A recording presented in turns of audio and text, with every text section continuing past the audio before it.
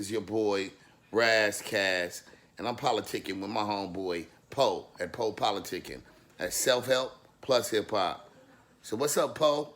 What up, Dago? What's up, Oceanside? California in the building.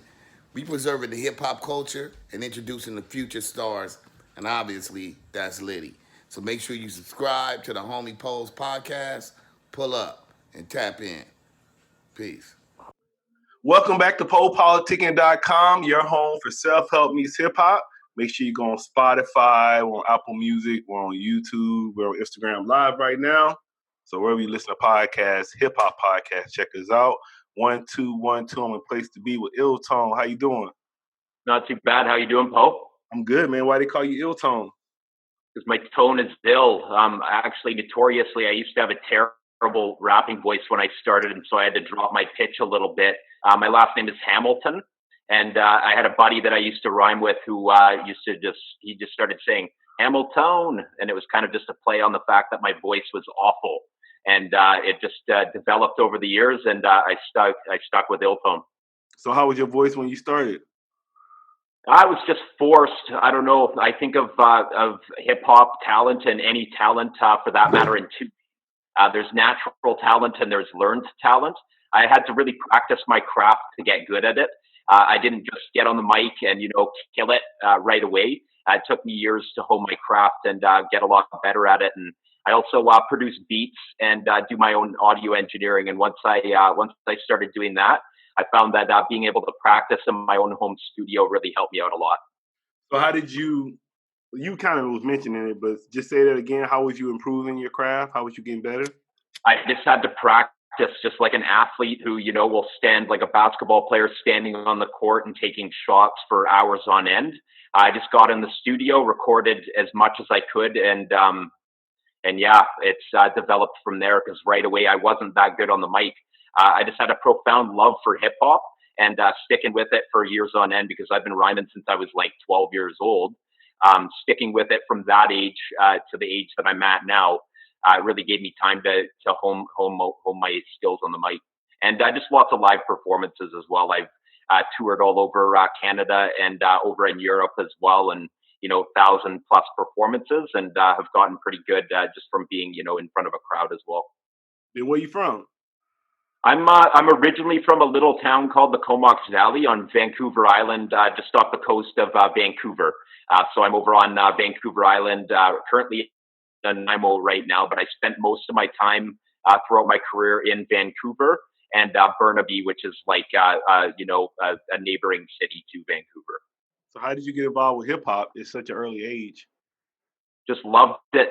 I heard I was listening to Nas and AZ. Back in the day, that was two of the first artists that I really fell in love with.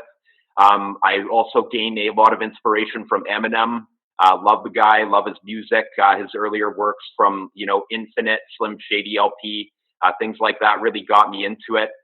From there, I dug a little bit deeper. I started listening to some other artists up here like Classified. I'm a big fan of Slaughterhouse as well. Another one, Joe Budden, really does it to me. I just love his lyrics, love his passion for it. And when I hear other people who, they rhyme from a place of deep love for the art form itself, that's what keeps me going and what got me into it at first too. What you like about AZ? That's like one of my favorites.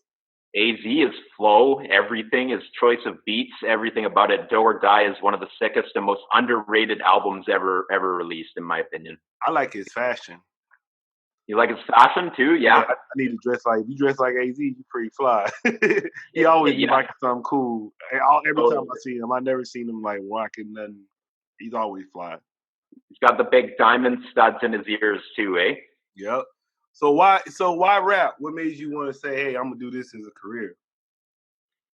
I don't know. It just spoke to me. It was something different. I grew up with classic rock as well, and I still listen to that. I listen to some electronic music, but I think that the like in the average rap song, there's a lot more topical and lyrical value than there is in a rock song where there's like 4 lines of lyrics in a verse and then it goes into a chorus that has another 4 lines.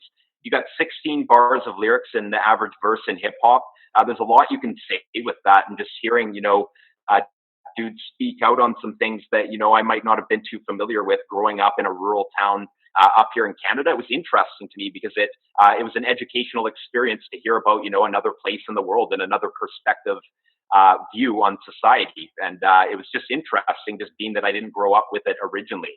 Because like I said, I didn't get into it until I was like 11 or 12 years old. So prior to that, I've been listening to classic rock and stuff like that. It was a game changer for me to hear something that I wasn't too familiar with.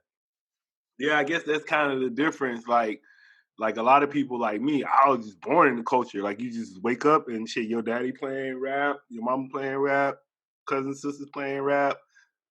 But what is hip hop to you? It's inspiration. It's just that's what it is. It's inspiration. I've lived the life for a long time now. Just like immersing myself into rhyming, making beats, engineering, listening to the music. I have a profound love for it, so it's all love. Okay, what do you love about it? Everything, the beats, the bars, everything about it. The break-in, graph, everything about it. All the elements. And then give me your top 5.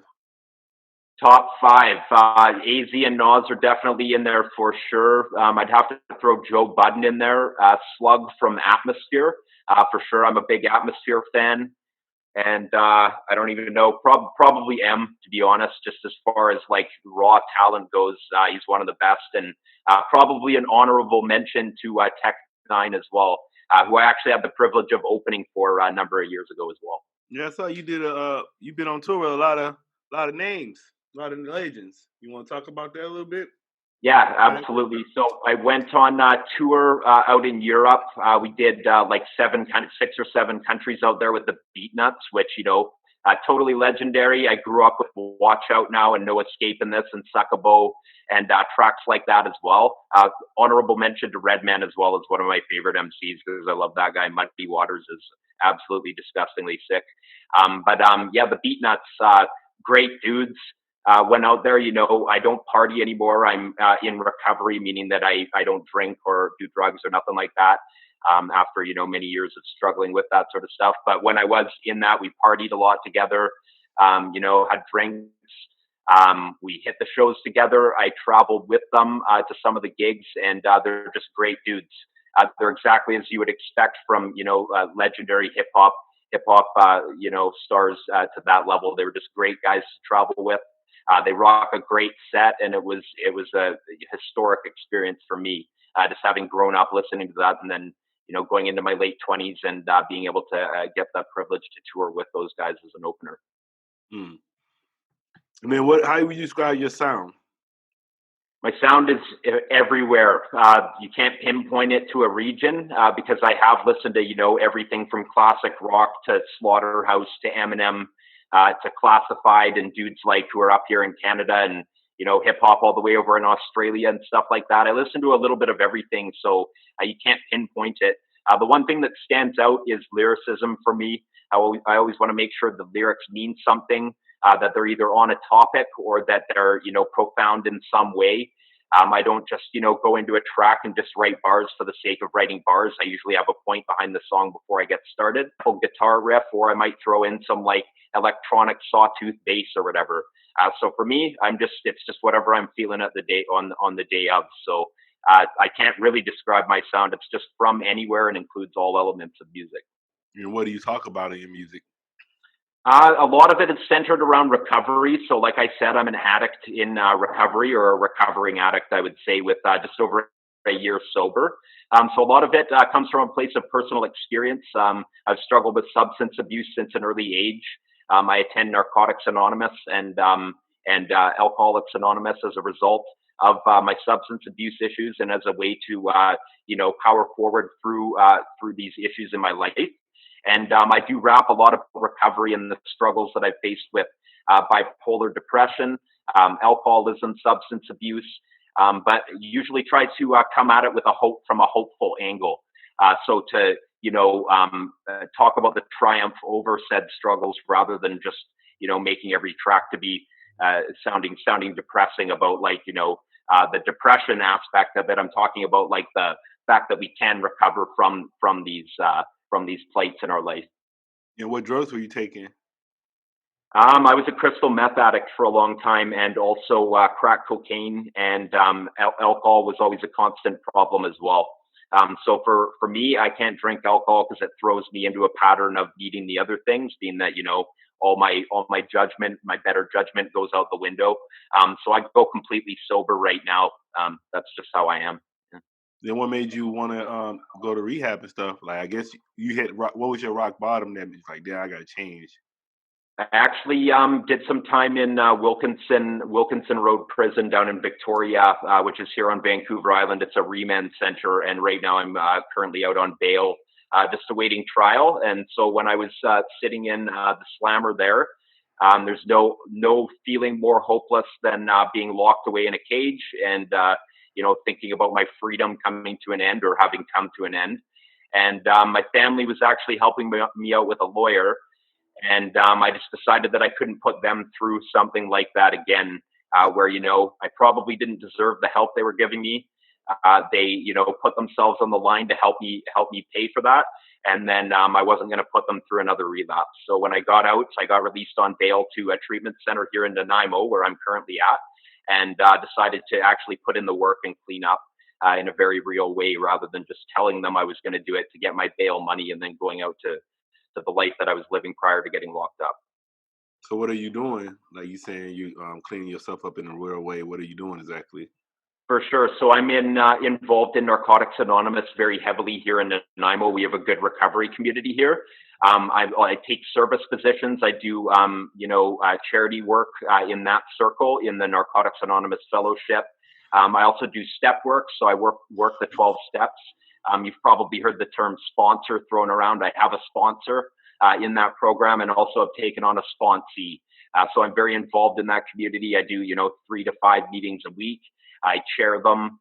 I help other people out, maybe people who are newer in recovery and struggling. And I do aftercare through the rehab facility that I went to here. So regular counseling and stuff like that, but also music is therapy too. Just writing about it, like I explained before. The lyrical value of my music is largely centered around struggles in those areas of my life. So by putting it on paper and being open and honest about what I've struggled with, it gives me the sense that I'm not alone in it, because I hear back from fans and supporters that I've helped them through their struggles. And I've also been on the other side of that, where I listen to, something like Eminem's music, where he talks about the same stuff, and can gain inspiration that you can recover from these issues, right? Yeah, I'll say. So how you feel about it? Seeing like in hip hop, they almost glorify drug use. Sometimes it's Sound not like you every. kind of in the wrong shit. It's kind of hard to be drug free in this industry. I'm glad you mentioned that, man. Like it is. Yeah. I cleaned up before, and I went 2.5 years without touching any drugs or alcohol. And when I'm in bars and nightclubs, a couple nights a week, or if I go on tour and it's 7 to 14 nights in a row, or sometimes 20 shows in 22 days where I'm at a bar or a nightclub every night. It's difficult, man. I'm not going to say it's not, but as long as I surround myself with positive people and keep up with my recovery work via 12-step fellowship meetings of Narcotics Anonymous and regular counseling sessions and things like that, it is possible to recover, and a lot of people have done it. But I'm not the type to tell other people what to do. Whatever floats your boat, man. If that's how you get down, then that's how you get down. And I'm not there to kill anybody's vibe. I'm just there to do me, and I can abstain from those things without, killing the joy for everybody else. I'm not there to be the killjoy. So what's next for you? What's next for me? I'm working on a new EP as well. So I've got 3 tracks written for it. I've got a bunch of the beats. I'm actually not going to produce this one. I'm only making one of the beats on this record. So that's what's next. Just working on that. Unfortunately, when I was in my active use, my active addiction, I sold all my gear, so I got to build a little home studio right now. And then I'm working on a little record called Washed Up. All right. And then I always ask the guests, I've been asking the guests right now, like, what's a good way to invest $1,000? Good way to invest $1,000 would be to get your music professionally mixed and mastered. Definitely. So the sound is going to be important for it. Before you do the promo photos and stuff like that, you're going to want to have, a record or a single at least that sounds professional, that can go on radio, that can be pitched to blogs, that can be pitched to podcasts and outlets like that. Because if it sounds whack, nobody's going to check it out.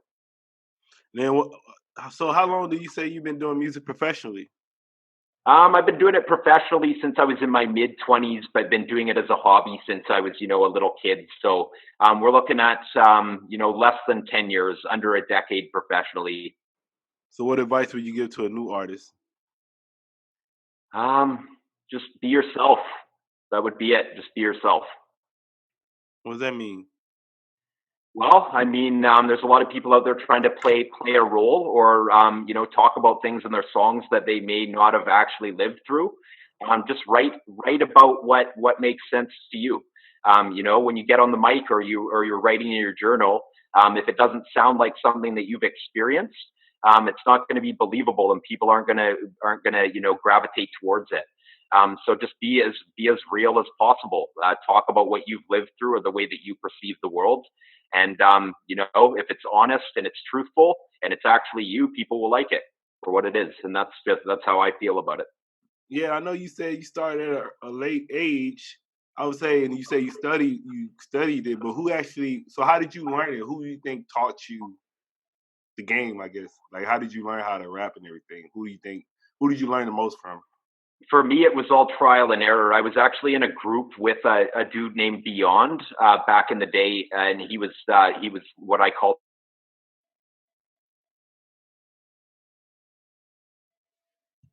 Freezing up again. You there? Froze up a little bit.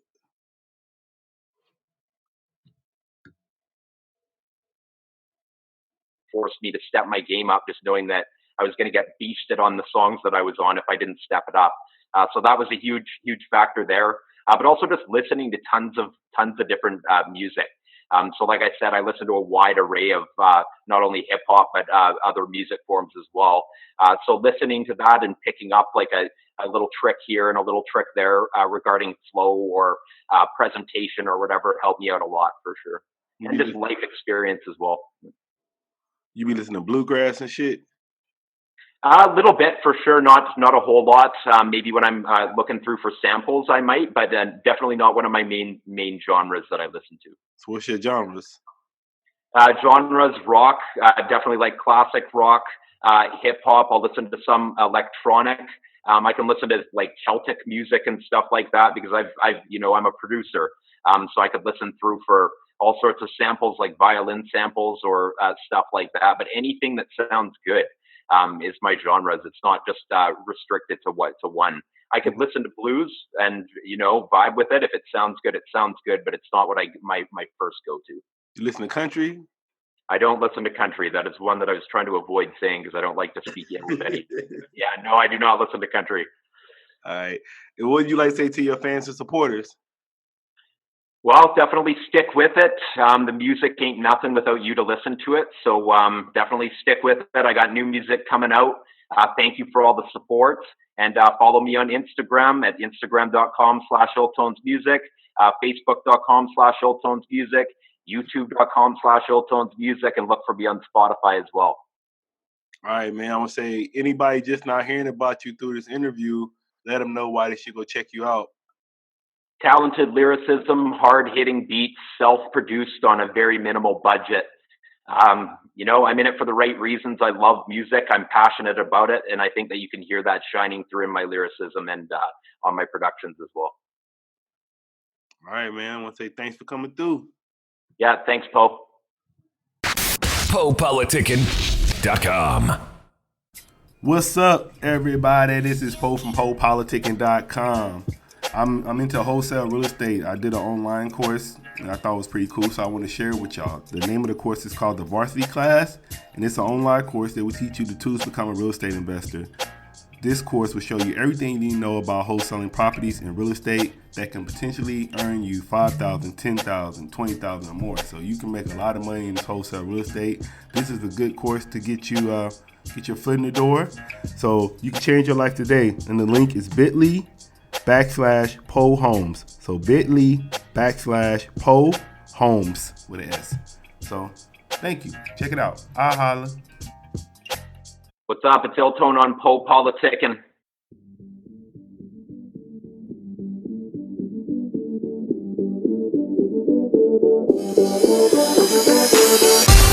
Pitchforks and torches, they can't ignore this, the mob's enormous. You ever feel like they're just not honest? All the so-called facts that they put upon us. Piranhas with a murderous plot. Never believed the damn word I was taught. Questions, I was serving them up. Saw right through it, they were herding the flock. Who are they but an extension of you and me? We live within it from the womb to the eulogy.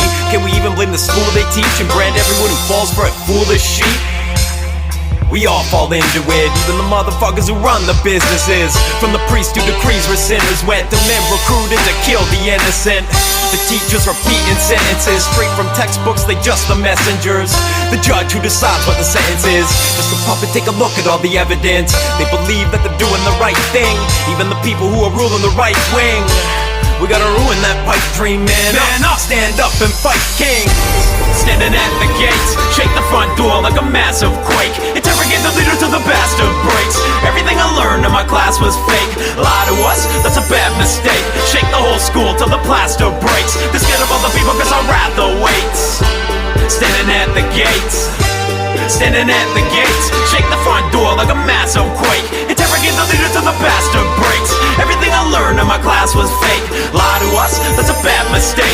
Shake the whole school till the plaster breaks. They're scared of other people cause I'd rather wait.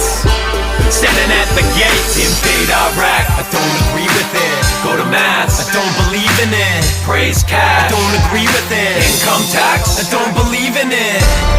So mischievous, oh so devious. All I wanna know is the truth, how it really is. And I don't see it when I look where the TV is. It seems so easy to me to see through it. Are we stupid? How do people believe? We need to move to remove the evil that bleeds from the media stream to surrealist screens, feeding all the people from a field of dreams with seeds that were sown to appeal to teens. It's outlined in the perfect pop hit. Indoctrinate them, reverse all logic. I'm dumb, teach them to worship profit, make gods out of worthless products. It's absurd that we work for objects. Honestly, it's the worst of concepts, but they believe that they're doing the right thing, even the people who are ruling the right wing. We gotta ruin that pipe dream, man. I'll stand up and fight kings. Standing at the gates, shake the front door like a massive quake. Interrogate the leader till the bastard breaks. Everything I learned in my class was fake. Lie to us, that's a bad mistake. Shake the whole school till the plaster breaks. They're scared of other people cause I'd rather wait. Standing at the gates, standing at the gates, shake the front door like a massive quake. Interrogate the leader till the bastard breaks. Everything I learned in my class was fake. Lie to us, that's a bad mistake. Shake the whole school till the plaster breaks. They're scared of other people cause I'd rather wait. Standing at the gates. Everything I'm looking at is crooked and scummy. You can see it too, take a look at it, buddy. But every time I say it, people look at me funny. It's a complicated cycle like a pussy that's bloody. To the government, I'm nothing but some taxable money, and they still front like they actually love me. Make a little cash and they're snatching it from me. At least use it to shower the hungry with food and clothes. But they ain't, they got their own lame ass useless goals. I really would lose it, yo, if I could. I already lost it though. It's been a long while since I lost control, and I'm due for it. I thought y'all should know it's so hard to feel sane when you meet no one like you. A whole nother set of problems to fight through. I ain't one of the masses. I'm asking the taxman what happens to taxes. Rapid with passion and rattle the passive. Enact an example to battle the fascists. They believe that they're doing the right thing, even the people who are ruling the right wing. We gotta ruin that pipe dream, man. I'll stand up and fight kings.